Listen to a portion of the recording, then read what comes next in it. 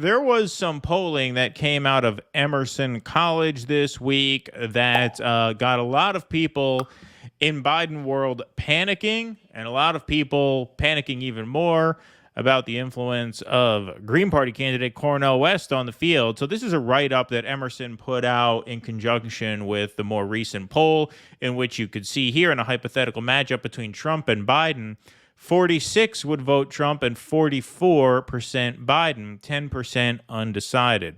With Green Party candidate Cornel West added to the ballot test, 44 support Trump, 39 support Biden, 4% West, and 13 undecided.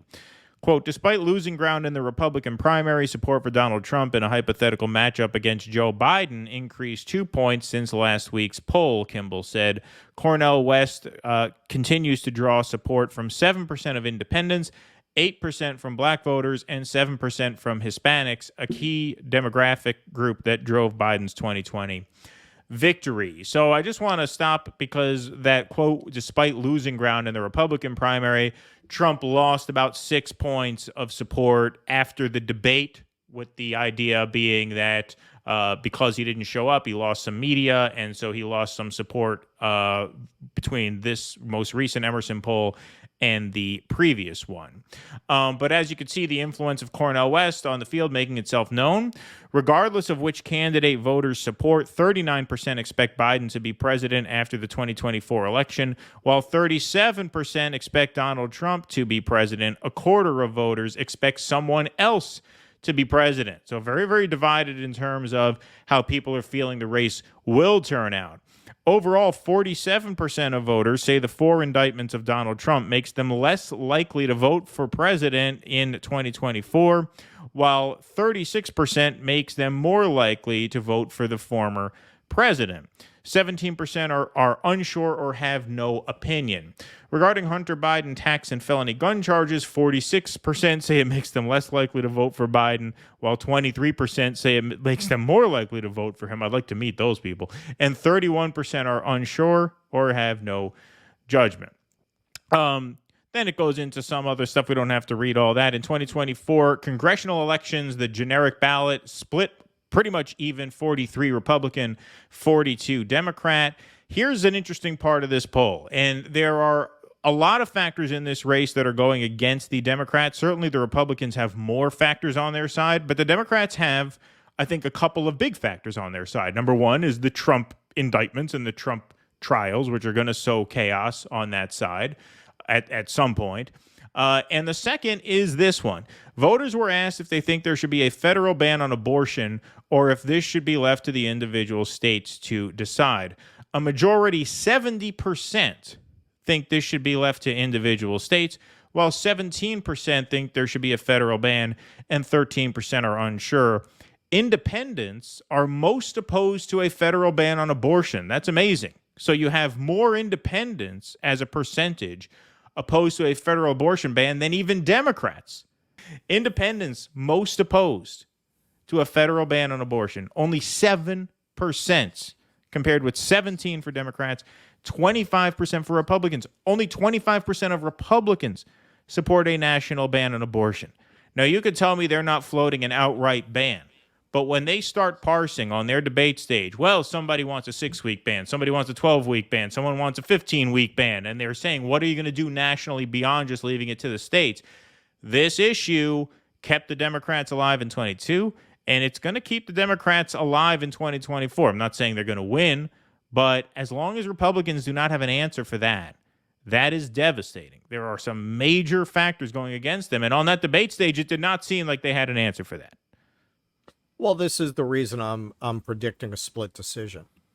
I think in a case like that, very often the voters give one party the House and one party the executive, in order to make sure that neither party can do anything in that area.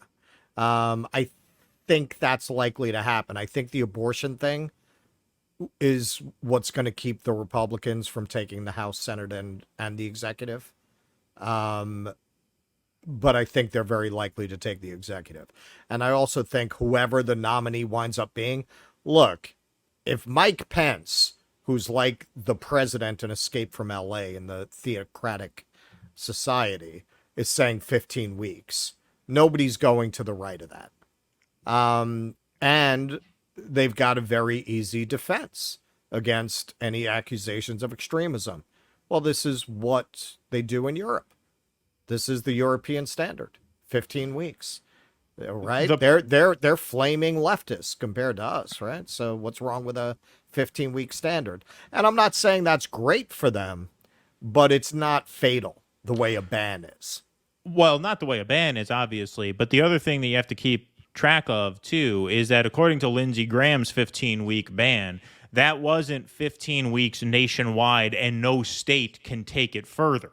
That was no state can allow abortion past 15 weeks, but if Florida wants to pass a Heart Week bill and ban it at 6 weeks, they're free to do that, right? It's one thing if you say, okay, here's the standard nationwide. It is legal up to 15 weeks everywhere. That's far less damaging than saying, well, it's illegal past 15 weeks everywhere, but if you want to take it further and ban it outright or ban it past 6 weeks, you're free to do that. That's going to be a lot scarier. And so, like I said, there's a lot going against Democrats. But that's what we have now. For them. What's that? I mean, we don't have the 15-week standard, but as of now, states can do whatever the fuck they want. Exactly. And you saw how that affected a lot of swing state voters in the midterms and even after the midterms, right? You had the Wisconsin Supreme Court go liberal for the first time, and I don't even remember how long. So these are the kinds of things that make this an unpredictable year. Another piece of data that's just totally off the charts and unheard of is this one. Now, this is a different poll. This is not the Emerson poll. This is a Fox News poll. But according to this Fox News poll, you see the just catastrophic drop in black support for Joe Biden between 2020 and 2023. Now, in 2020, Biden didn't end up getting 91% of the black vote. That was just according to Fox News voter analysis. So that was according to their polls. Biden actually underperformed that. He only got 88% of the black vote in 2020. If he's at 61% of the black vote, under any circumstance that even resembles a normal circumstance, that's game over. There is no way a Democrat can win with those numbers. Absolutely no way. It's unheard of. Van Jones has said repeatedly, if a Republican gets 15% of the African-American vote, game over. Trump didn't do quite that well. Yeah. He did better than most, but not quite that well. If he gets 20%, it's almost impossible to imagine him losing. Well, not only would he win the presidency, he'd sweep a lot of legislatures with him. If any Republican does that, because that's going to tip states so heavily Republican. It would virtually wipe out the Democratic Party. If you literally had an election, again, I'm going to apply the same principle. People say a lot of shit this far out of an election that they're not actually going to do. Like, I'm not saying it doesn't describe anything. Of course it does. That's an incredible result. It doesn't mean you're going to get 20%. But as you say, if you got 15, it would be a sea change in American politics. I mean, it would, the number of seats Democrats would hold nationwide would make, what was the year they really got destroyed? Was that after 2016, right? They were hardly holding anything. They came out of that just wiped out in the states, wiped out at the federal level. Yeah, basically. I mean, really, 2014 was the year that did that, but then 2016 they just fared even worse. Right. Yeah. They'll if you got 15% of the black vote voted for the Republican president, and a lot of that would carry over down ballot, they'd probably end up in a worse spot than they were then. Like, they'd virtually be wiped out as a major political party. Yeah, I mean, that would be absolutely crushing. And going back to this first exhibit here, Cornel West at 4% in this poll, taking 5% from Biden when he's introduced, because he gets 4%, and plus there was another point of Biden's that disappeared to, I would assume, the undecided column at 13, which is higher than 10 without Cornel in the race. Mm-hmm. That just shows you what a threat that candidacy is. And that just makes you wonder, does he have the stones to sustain it. Lately, he's been talking like he does, which is a great thing to see. Yeah. But you know, and he's definitely been, I think, much more aggressive in combating calls to drop out or acquiesce or give in, which is great to see. But man, I mean, this is something we have not seen in our lifetime. We have not seen a Green Party candidate polling like this ever. Right. Nader didn't poll like this.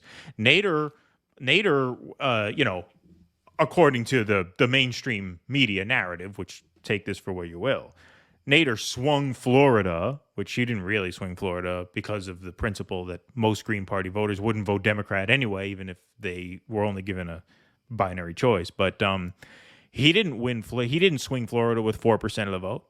You're not seeing those kinds of numbers pop up in any election in the modern era to have a third party poll that high. I mean, Ross Perot did it, but he wasn't a Green Party candidate. He was kind of a different kind of thing, right? He was a self-funding rich guy.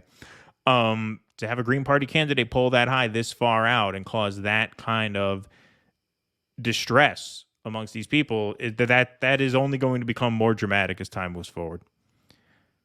Well, that's how desperate and angry people are. And because Cornel West was already a star and a well-liked figure, he's not Jill Stein. Who the fuck knows Jill Stein? You know, Cornel West has been out there for decades. He's been a very well-known and mostly well-liked public figure for decades. You combine that with the times. Look, the fact that he's polling 4% shows you how propagandized this country is. It's like I've mentioned this before. The movie about the death of Diana, I think it's called The Queen, and it was about the reaction and how angry the public was at Elizabeth about how she handled it. And so they say in the movie, like, this is a very weighty number. 25% of the public thinks we should get rid of the monarchy. And I'm watching that, I'm saying, that's as bad as it gets? Like I would imagine at least half the people would think they should get rid of the monarchy on any given day. Really? Like normally it's lower than 25%? Like 25% is a crisis?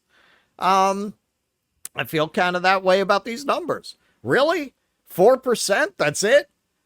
Like all of the stars aligned, two absolutely repulsive front runners, the country just crumbling into a state that if you had made a movie about it in 1975, it clearly would have been a dystopian science fiction vision of what America might be like in this foul year of our Lord 2023. And 4% is the best you could do on the polling. I mean, that's the stunner. That's the stunner. That really shows you what Caitlin Johnstone, this has kind of been her running thing this month, how propagandized the American public is. She's been dropping a lot of stuff about that. I mean, yeah, that really shows you how propagandized people are, that he's not polling, 28%. Please clap.